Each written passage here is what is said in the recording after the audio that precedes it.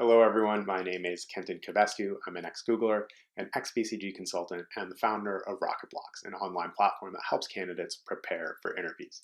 In this RocketBlocks mini lesson, I'm really excited because we're sitting down with Bill Ferrel, who is a former Google product manager. He did a stint at NASA early in his career. He is a Y Combinator-backed founder, and he's currently the CTO and co-founder of a company called Outcome Machines. So Bill really has done it all. And in this conversation about product management, we're going to talk about the craft of product management. We're going to talk about the skills that are needed to succeed and walk through some common product scenarios and see how Bill would respond to those. So let's go ahead and jump in. So I'm curious to hear, in your time as a product manager, do you feel like you have any war stories, like times where things got ugly or rough or whatever reason, and any you want to share? Sure. I'm not sure that I would call either of these war stories because they weren't. I'll keep those secret forever. But I think these are two. I have two that I think are fun learnings that I didn't find obvious, and I think I keep coming back to them over and over, or I keep relearning them over and over. One was from my time at Google. I was working on AdSense for search, which is effectively just Google search, but on other people's web pages. And if you get a lot of searches, you get paid. So if your users, I guess, search a lot on your website, you get paid. And we were trying to release some significant UI updates and some other back-end updates that would decrease fraud and kind of overall great from Google's perspective. All of our metrics looked amazing. We were going to make more money. We were going to reduce fraud. And we had a single code base now. So everything was... Sounds like a big hit all around. I know, it sounded like it. But it came time to go talk to the sales teams that manage these publishers. And I said, hey, I've got this stuff. We would like to release it in 3 weeks. It's going to be awesome for Google. And they were like, is it going to be awesome for me? And I was like, what are you talking about? We both work at Google, so yes. And they were like, no, you don't seem to understand. I need to know what the impact is going to be for each of my publishers. And I'm going to give you spreadsheets and spreadsheets and spreadsheets of publishers, and I need answers on all of these. And I was like, what is happening? I don't understand. And I think the lesson or start of the war story would be that I didn't really understand who the customer was. I think I understood who I thought the customer was, which was more Google in some sense, which was we cared a lot, in my opinion, about making sure that the fraud was down, that we could have a consolidated code base because it would allow us to bring improvements that had been tested on Google.com to all of the publishers and do it quickly. And the problem was that we had I think it was 12 different serving systems at the time, which meant that people were on all sorts of different things. And that meant that they weren't getting the performance that we wanted for them or that they ultimately should want. But the thing I forgot was what's happening in aggregate is not happening at the individual level.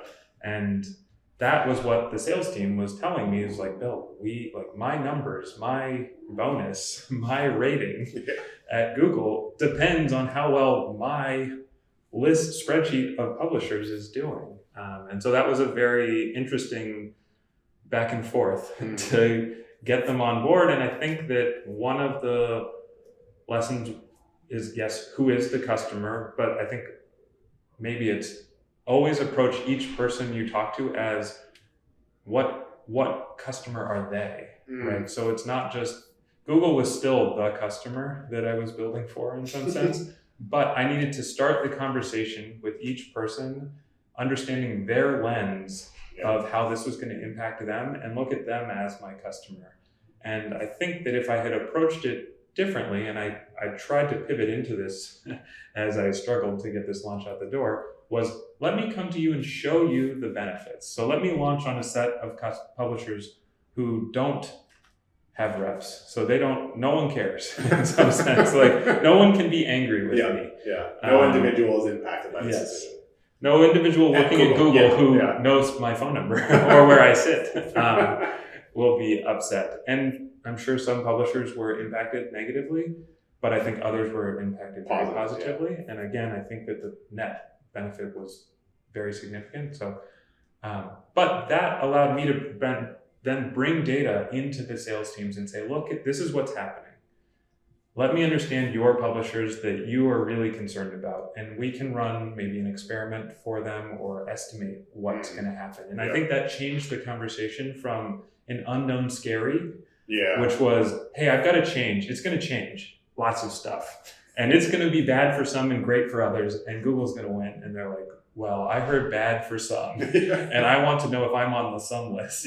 And I think by changing that pitch, giving them better data, and then also leveling to the right level inside the sales org so that it wasn't just the individual reps, but getting their managers on board. Getting the buy-in and people that are looking at that. The verticals, so that the vertical could say, I don't care whether rep 1 has a hard time about this, because I will factor that out of their bonus and stuff like that, because this is going to be net really positive. Good for our whole for us, right? And so I think that was a major learning on who is the customer, treat everyone like the customer, or at least understand their lens of what you're talking about, and then maybe bring the right data and level set so that you can have the conversation at the right place, where then everyone below that is like, oh, I have cover for this, and I'm not actually worried about you mitigate some of those like individual fears of like, this is my bonus going on? Like, how is this going to impact me? Which is a totally relevant question. Of course. For sure. So it didn't turn into war, but it was like, there's like more pushback, because my thought was like, I could just click the button, you're like, click ship, and everyone would feel like, fine. I thought this was one of those boring emails, corporate emails that get sent, that everyone reads and is like, yeah, whatever. Archive. But this was one that was like, oh, my inbox is full now. So. My phone is ringing. I didn't even realize anyone knew my phone. I didn't know I had a phone. So that was one. I think the other war story, which was less controversial, but was learning as a founder. We had found a customer in Panasonic for some of the technology we had built. And we had, I think, good, strong technical buy-in from one of the technical folks on their team. But as we started to surf around their organization, I realized that we were getting lost in the technical conversation, because some of the people at the table either didn't care or didn't understand the technical conversation. And that what I really needed to do was bring a visual.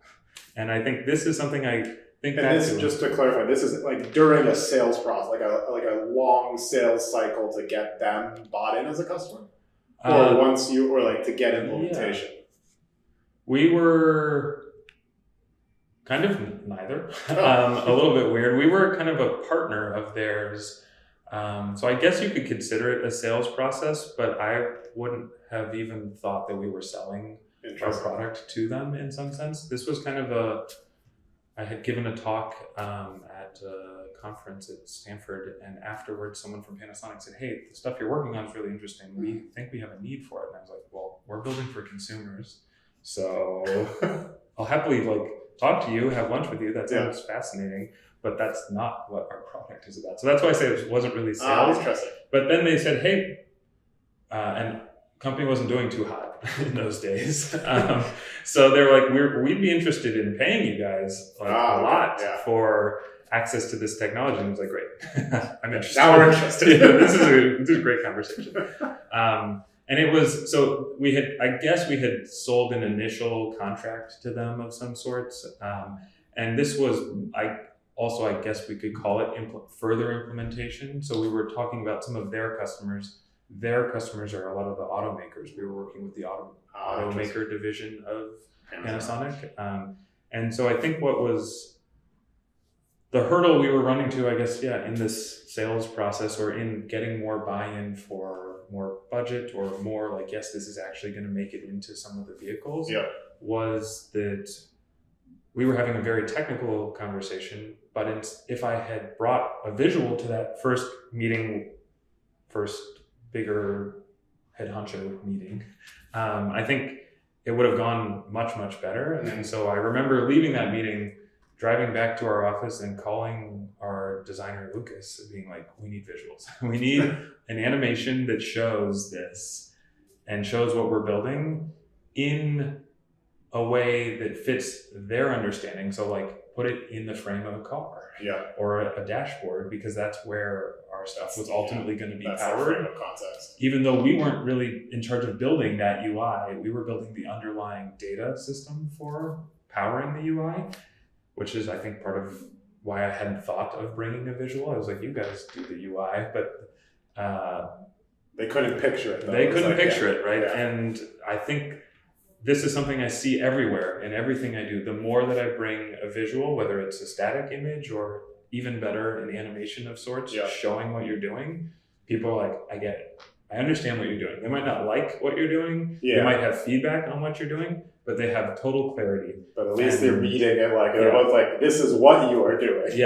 Both what you are doing, and I think it's something they can feel, even though it's just with their eyes, and they can say, okay, I get it. I understand where we're going. Whereas if we're talking about, the data that we're going to collect here, we're going to have this signal, which then can be represented on the screen. And they're like, well, what does that mean? And sorry, just to give that a little bit more of a crisp answer, we were helping the car manufacturers figure out key points of interest along routes in their navigation systems. So like, hey, this is somewhere that Bill stops a lot. So we should pull that up and make that an easy to click. Bill goes to this Starbucks. Let's make that a one-touch action. So how is our system going to learn that? Where does Bill stop a lot as he drives to work or as he goes about his life? And so I think that was we were doing the underlying tech and not the navigation screen. And so I was like, that's your problem. But I think if I turned it into my problem, some of those earlier conversations would have gone faster and easier rather than having to get back into the same room later and be like, so last time you didn't understand, but here it is, and I can't use that picture. Here's the visual. Now you get it, and now we can fly to Germany and talk to BMW, which we did, which was fun. Amazing. Yeah, so I mean, it sounds like literally the summary in the last one is just like, paint the picture. Paint the picture. Just create the picture and show it for them. Yeah. Okay, absolutely.